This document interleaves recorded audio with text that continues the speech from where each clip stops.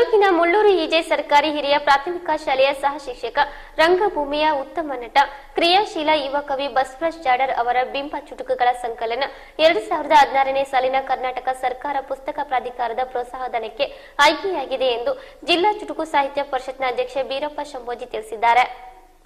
ಮೂಲತಃ ಹಾವೇರಿ ಜಿಲ್ಲೆಯ ರಾಣೆಬೆನ್ನೂರು ತಾಲೂಕಿನ ದಂಡಗಿಹಳ್ಳಿಯವರಾದ ಬಸವರಾಜ್ 2008ರಲ್ಲಿ ಶಿಕ್ಷಕರಾಗಿ ಇಲ್ಲಿ ಸೇವೆ ಪ್ರಾರಂಭಿಸಿದ್ದು, ಸಮುದಾಯ ಸಂಘಟನೆಯಲ್ಲಿ ಸಕ್ರಿಯವಾಗಿರುವಂತೆ ಚುಟುಕು ಸಾಹಿತ್ಯ ಪರಿಷತ್, ಕನ್ನಡ ಸಾಹಿತ್ಯ ಪರಿಷತ್, ವಚನ ಸಾಹಿತ್ಯ ಪರಿಷತ್ನೊಂದಿಗೆ ಉತ್ತಮ ಸಂಪರ್ಕವನ್ನು ಹೊಂದಿದ್ದು, ಮಂಡ್ಯದಲ್ಲಿ ಜರುಗಿದ ರಾಜ್ಯ ಸರ್ಕಾರಿ ನೌಕರರ ಸಂಘದ ರಾಜ್ಯ ಮಟ್ಟದ ಕ್ರೀಡಾಕೂಟ ಹಾಗೂ ಸಾಂಸ್ಕೃತಿಕ ಸ್ಪರ್ಧಾ ಕಾರ್ಯಕ್ರಮದ ಮಾರಾಟಕ್ಕಿದೆ ನಾಟಕದ ಪ್ರಥಮ ಬಹುಮಾನ ಗಳಿಸಿದೆ. ಕನ್ನಡ ಸಾಹಿತ್ಯ ಲೋಕಕ್ಕೆ ಇನ್ನೂ ಹೆಚ್ಚಿನ ಕೃತಿಗಳು ಹೊರಬರಲಿ ಅಂತ ಆಶಯ ವ್ಯಕ್ತಪಡಿಸಿದ್ದಾರೆ.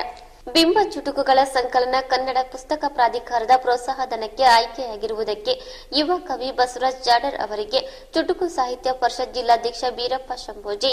ಪ್ರಧಾನ ಕಾರ್ಯದರ್ಶಿ ಎಂ ಭಾಸ್ಕರ್, ಸಂಚಾಲಕ ವೀರೇಶ್ ಕೋನ್ವರ್, ಸಮುದಾಯ ರಾಜ್ಯ ಕಾರ್ಯದರ್ಶಿ ಎಸ್ ದೇವೇಂದ್ರ ಗೌಡ, ಕನ್ನಡ ಸಾಹಿತ್ಯ ಪರಿಷತ್ ಮಾಜಿ ಜಿಲ್ಲಾಧ್ಯಕ್ಷೆ ಎಸ್ ಶರಣೇಗೌಡ, ವಚನ ಸಾಹಿತ್ಯ ಪರಿಷತ್ ಮಹಿಳಾ ಘಟಕದ ಜಿಲ್ಲಾಧ್ಯಕ್ಷೆ ರಮಾದೇವಿ ಶಂಭೋಜಿ, ತಾಲೂಕಾ ಅಧ್ಯಕ್ಷೆ ದೇವಿರಮ್ಮ, ಶಂಕರದೇವರು ಹಿರೇಮಠ್, ಶಿಕ್ಷಕರಾದ ಸಂಗಮೇಶ್ ಕೋಟೆ, ಶ್ರೀಶೈಲ್ ಕವದಿ ಅಭಿನಂದಿಸಿದ್ದಾರೆ. ಇದೇ ಡಿಸೆಂಬರ್ 2ರಂದು